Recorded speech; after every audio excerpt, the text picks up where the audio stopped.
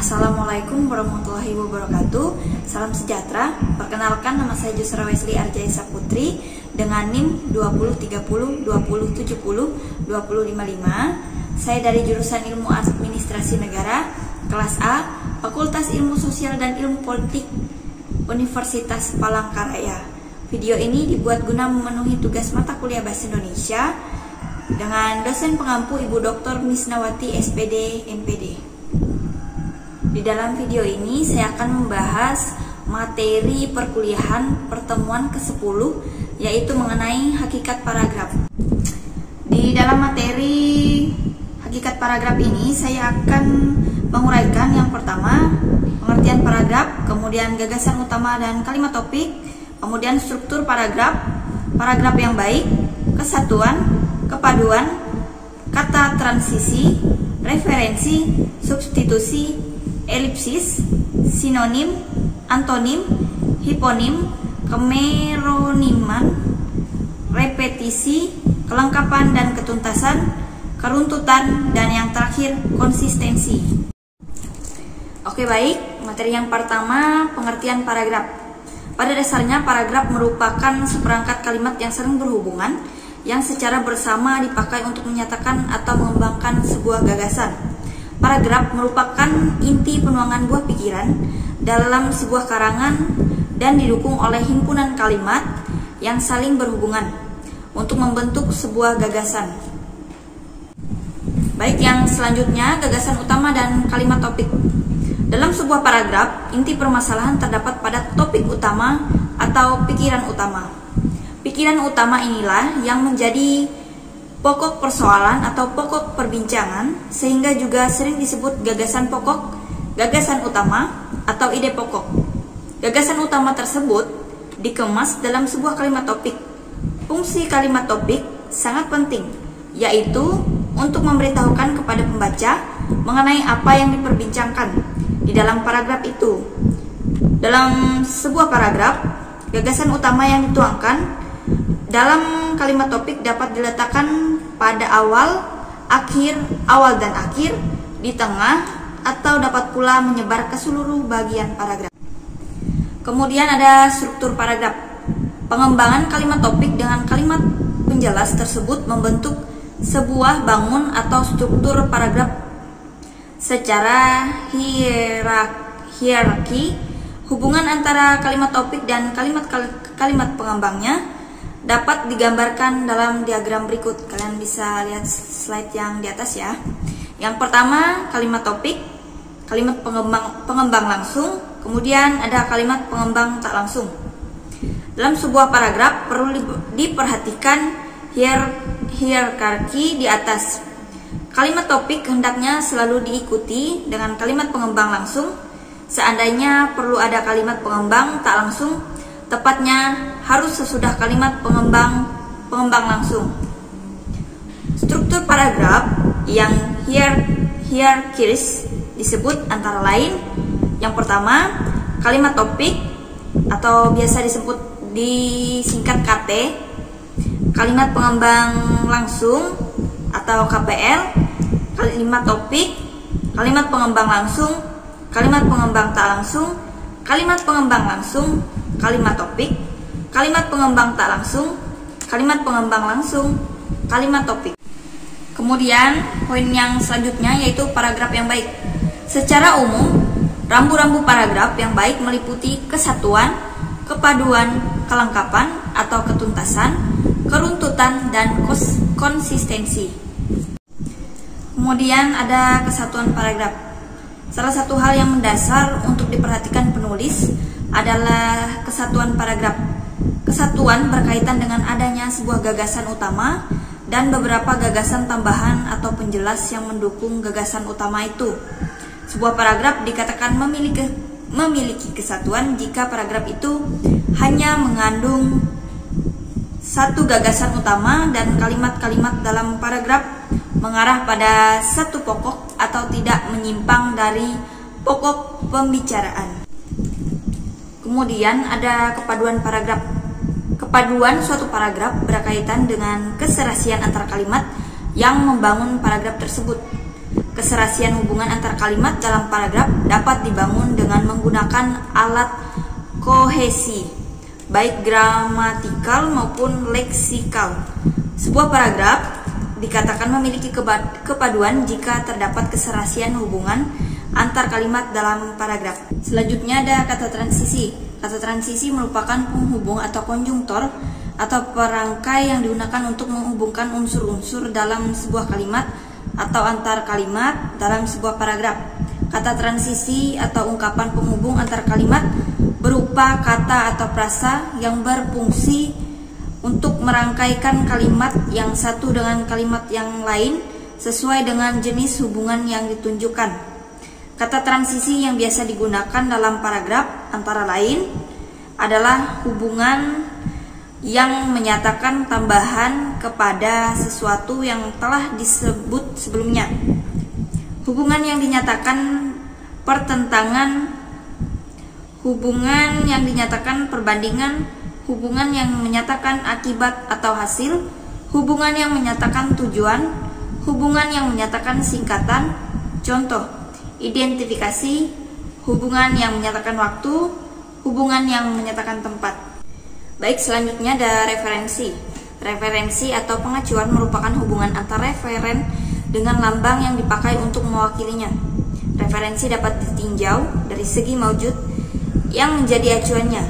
Referensi yang dapat dijadikan sebagai alat kohesi dalam paragraf adalah referensi endoforis.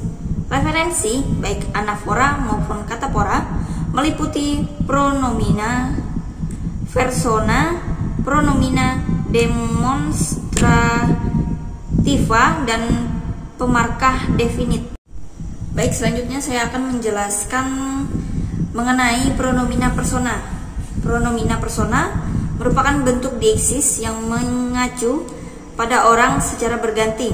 Hal ini sangat bergantung pada peran pelibat wacana, baik sebagai pembicara atau persona 1, pendengar, persona 2, atau yang dibicarakan persona 3. Kemudian ada pronomina demonstrativa. Pronomina demonstrativa merupakan kata-kata yang menunjuk pada suatu benda. Kata-kata itu bersifat deiktis, yakni menunjuk kepada hal umum, tempat, ataupun ihwal. Pronomina demonstrativa umum terdiri atas ini, itu, dan anu. Baik, selanjutnya ada pemarkah ketarifan atau kedefinitan. Untuk mengungkapkan sesuatu dapat dilakukan dengan strategi penyulihan yang koreferensial dengan menggunakan pemarkah ketarifan atau kedefinitan. Pemarkah-pemarkah yang sering digunakan sebagai penyulih adalah tersebut, begini, dan begitu. Selain dengan kata tersebut, begini, dan begitu, pemarkah ketarifan atau kedefinitan juga dapat menggunakan frasa di sana, di sini, di situ, dari sana, dari sini, dari situ. Selanjutnya ada substitusi. Substitusi atau penyulihan adalah pengganti konstituen dengan menggunakan kata yang maknanya sama sekali berbeda dengan kata yang diacunya. Kemudian ada elipsis. Elipsis atau pelesapan merupakan pelesapan unsur bahasa yang maknanya telah diketahui sebelumnya berdasarkan konteksnya. Pada dasarnya, elipsis dapat dianggap sebagai substitusi dengan bentuk kosong atau zero. Unsur-unsur yang dilesapkan itu dapat berupa nomina, verba, atau klausa. Oke, selanjutnya ada sinonim. Kesinoniman berarti bahwa dua butir leksikal memiliki makna yang hampir sama atau mirip.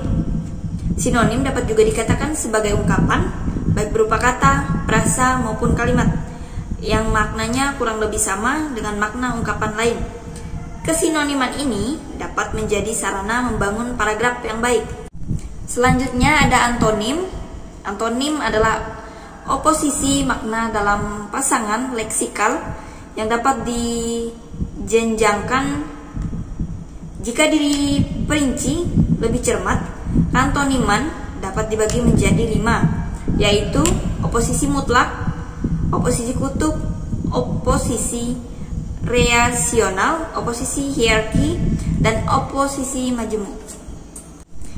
Kemudian ada hiponim. Kehiponiman adalah hubungan yang terjadi antara kelas yang umum dengan subkelasnya. Bagian yang maju pada kelas yang umum disebut superordinat, sedangkan bagian yang mengacu pada subkelasnya dapat disebut hiponim. Kehiponiman dapat dikatakan sebagai hubungan makna leksikal yang bersifat hierarkis antara suatu konstituen dan konstituen yang lain. Relasi makna terlihat pada hubungan antar konstituen yang memiliki makna yang khusus. Kemudian selanjutnya ada kemeroniman. Kemeroniman merupakan konsep yang mengacu pada hubungan bagian sampai seluruh, seperti hubungan antara pohon, akar, batang, dahan, dan ranting.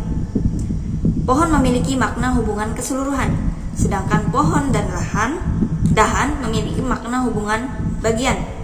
Kata pohon dan batang merupakan kemeronim yang merupakan bagian dari leksem, pohon.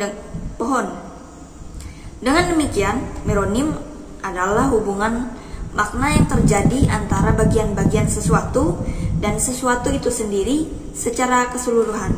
Kemudian selanjutnya ada repetisi. Repetisi atau perulangan adalah penyebutan kembali suatu unit leksikal yang sama yang telah disebut sebelumnya.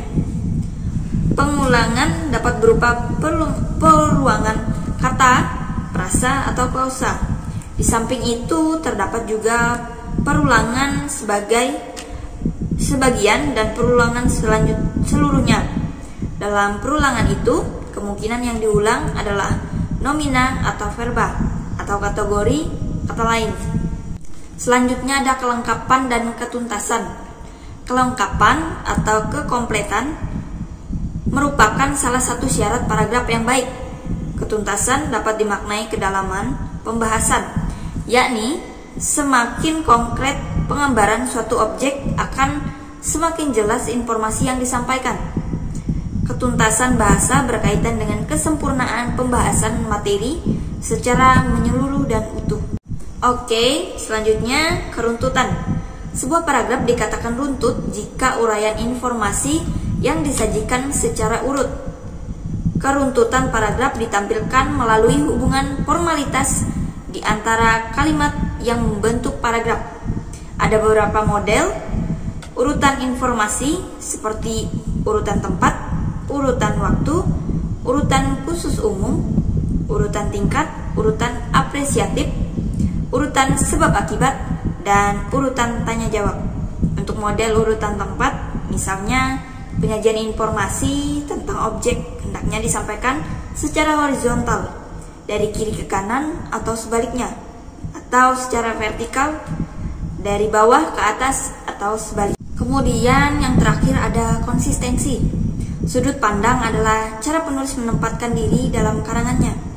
Dengan kata lain, sudut pandang dapat diartikan sebagai cara penulis atau pengarang menempatkan dirinya terhadap cerita atau karangan, atau dari sudut mana penulis memandang ceritanya. Sudut pandang ini dalam suatu karangan bisa berupa perspektif yang hendak dibangun penulis.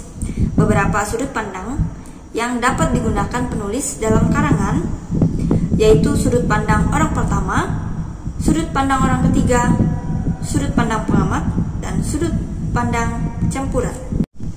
Oke, demikian pemaparan materi perkuliahan pertemuan ke-10 yaitu tentang hakikat paragraf. Semoga video ini bermanfaat bagi kita semua. Terima kasih. Wassalamualaikum.